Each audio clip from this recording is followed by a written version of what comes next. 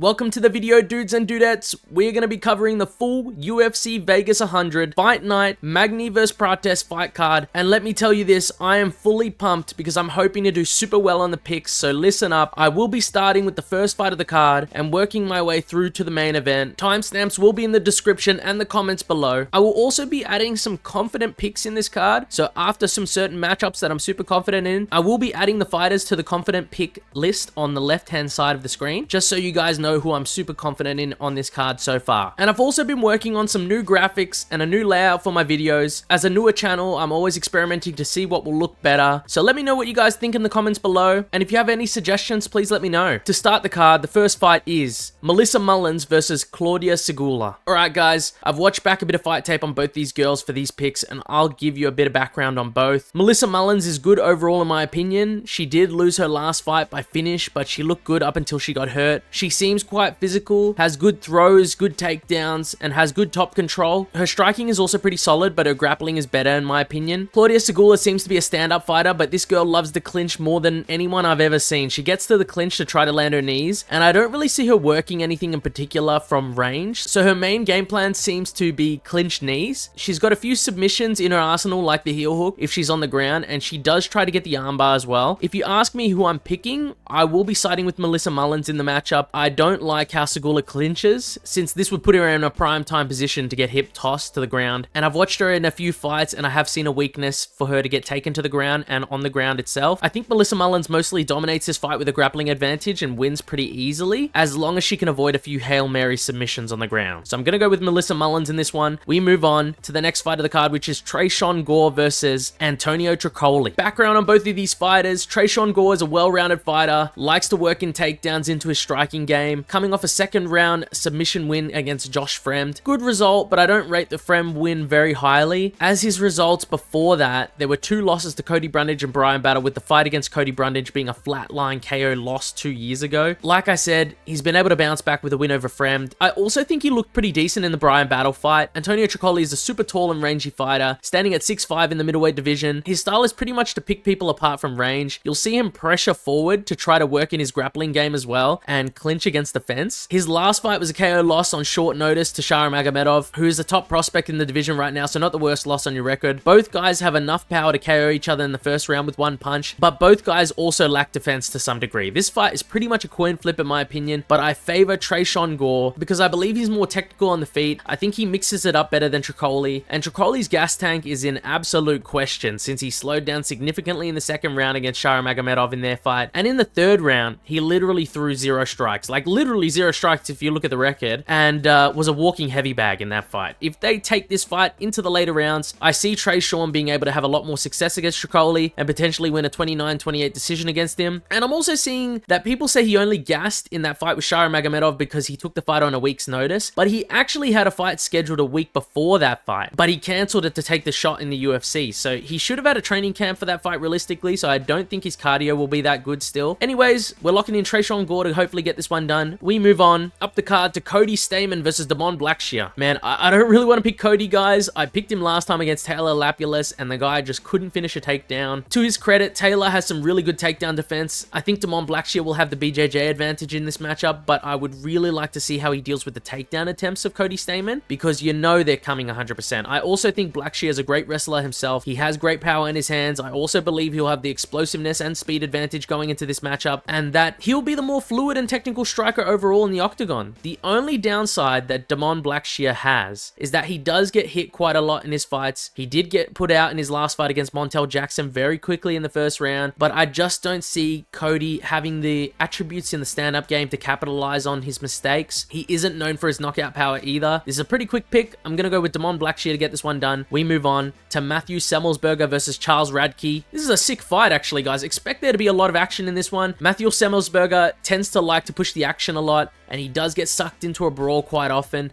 He's quite dangerous, and he does tend to hurt a lot of his opponents. Even in the recent losses on his record, I remember him hurting almost every single opponent he lost to and sort of just fumbling the win. His downside is that he does get hurt a lot. Like I said about the last matchup, this fighter also gets hurt a lot, and I worry that against Radtke, I think Charles Radtke will be the more technical and cautious striker in the fight, and I also think that Radtke switches up the action with his grappling and will be able to work his way to a dominant position. Semelsberger tends to just just jump for submission attempts like the guillotine, like with no initial setup. Charles Radtke is coming off that loss to the main eventer right now, Carlos Prates, but I think there is a different level between Prates and Semelsberger in the technical stand-up. I'm going to go with Charles Radtke in this one because I think that he's a more technical fighter in all parts of the fight game, from the grappling to the striking. But I wouldn't be surprised if Semelsberger hurts him with a big shot, since he always seems to find the mark with his right hand and puts him away. But we will have to see. That's my pick, and we move on to Elizeu Zaleski dos Santos versus Scroggins, who replaced Nicholas Dalby. So like I said, this was meant to be Nicholas Dalby, but he pulled out last minute and he was replaced with my boy, Zachary Scroggins. I've never seen this guy in my life. I did say my boy, but I have never seen this guy in my life. Had to review some fight tape of Zachary Scroggins. Since this is his UFC debut, I think I will be going with Elizeu Zaleski dos Santos to win this one, guys. Not to insinuate anything in particular about old Scroggins here, but the man doesn't seem to be on the same level as dos Santos, at least in the stand-up department. He is undefeated,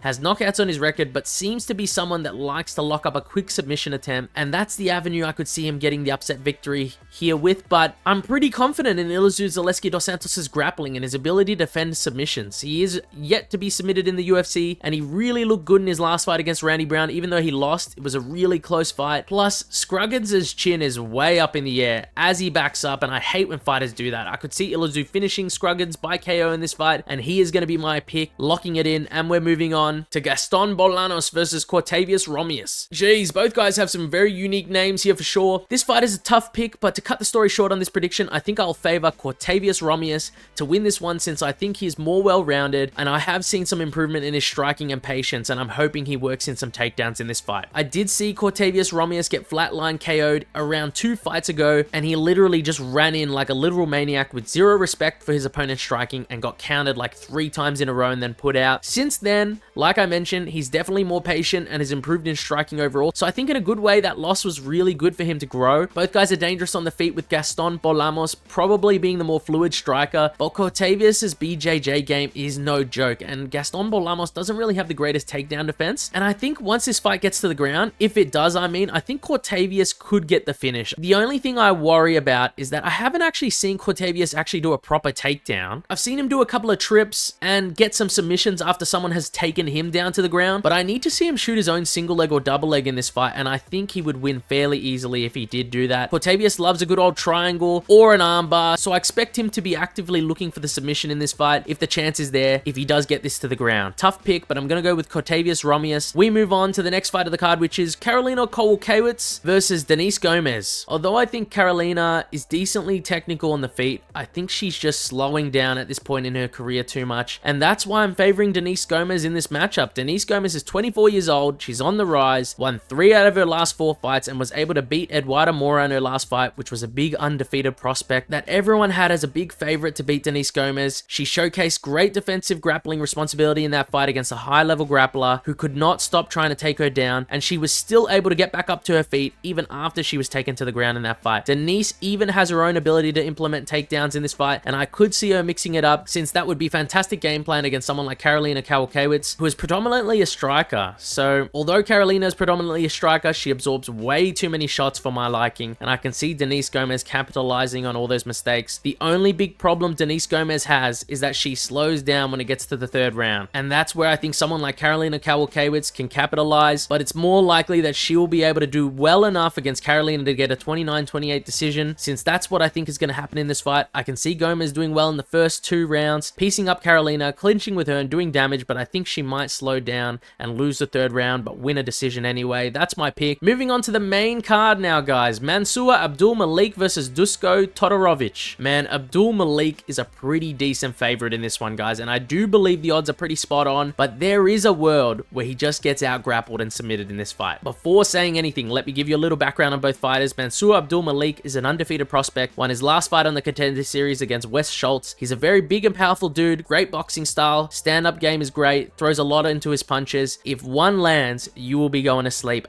big time, guys. Decent takedown defense, he sprawls very well, but he can be chain wrestled and out grappled, and also to add on, he seems to slow down considerably going into the 2nd and 3rd round. Dusko Todorovic, on the other hand, is 12-4, currently won 2 out of his last 5 fights, losing his most recent bout to Christian Leroy Duncan, which isn't the worst loss. He seems to have a pretty good grappling heavy style, decent stand-up, but nothing great in particular, mostly throwaway punches to set up takedowns. He also doesn't doesn't have the best striking defense and was KO'd in his last fight, Todorovic will be definitely looking to duck under the big right hand of Abdul-Malik and take him down immediately. You best believe this, guys. I personally think that Abdul-Malik catches him in the first round and sleeps him, but he could potentially lose via grappling domination. You never know. This is MMA, guys. Locking in Mansur Abdul-Malik in this one, though, by first round finish. I'm moving on. Luana Pinheiro versus Gillian Robertson. Very quick pick, guys. This is probably one of the more confident picks on the card. I'm going to go with Gillian Robertson to get this one done. She might be one of the most technical women's MMA fighters I've seen so far. Her stand-up is improving, but it's her grappling that allows her to maul her opponents. Luana Pinheiro has decent takedown defense, but I don't think she will be able to stop Gillian's takedowns in this one. I can see Gillian Robertson marching forward, pushing Luana Pinheiro back while she feints her takedowns, and as she backs her up against the cage, she clinches, she takes her down,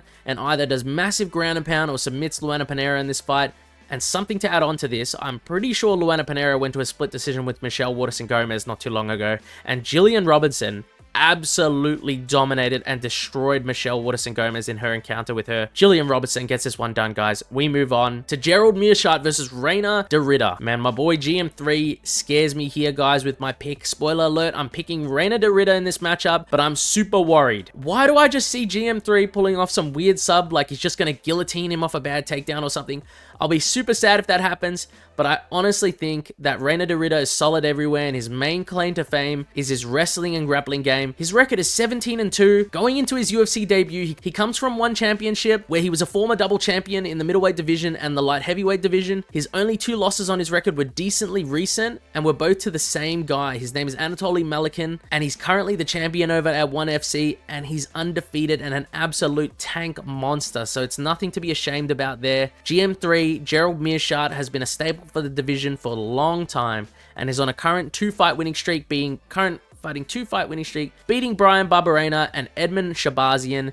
The guy's extremely dangerous in the submission game. He has 29 submissions, for crying out loud. That's why I could really see an upset happening here. But if I look at both of their games, I'm just seeing a better GM3 in Reina de Ritter here, guys, since they're quite similar. I just think GM3 doesn't have the takedown ability of Reina de Ritter as well, and that's my pick. I'm sticking with Reina de Ritter. Moving on to a fight that got scrapped off the card. Cody Garbrandt versus Miles Johns. Unfortunately, we can't see this fight, guys. And it was replaced by Ricky Turcios versus Bernardo Sopage. The last time I saw Sopage in the octagon, he was on the bad side of one of the most brutal knockouts I've ever seen in the UFC, giving him a loss to Vinicius Oliveira. And Ricky Turcios is coming off a loss of his own to Raul Rosas Jr., where he just got finished by submission in the second round. Watching the fight tape on both fighters, I can comfortably say that Sopage will be my pick for this fight. He's super talented. He's only 24 years old.